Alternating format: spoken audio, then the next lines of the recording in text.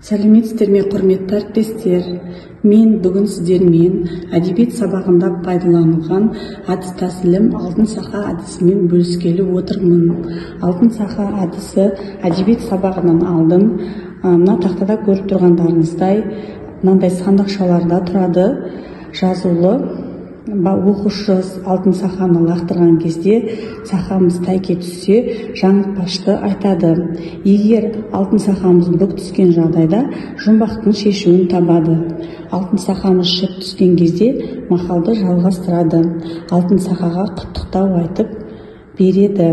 Әр топтан әр оқушы осылай лақтыру арқылы осындай сұрақтарға мына жерде мен дайындап қойғам. Алдын ала сұрақтарды, жұмбақтарды, жаңылтпаштарды, мақал мәтелдерді балалар осы жердегі жаңағы алтын сақамыздың түскеніне қарай, егер де мысалы үшін тайкі түскен жағдайда жаңылтпашты мына жерде оқып береді.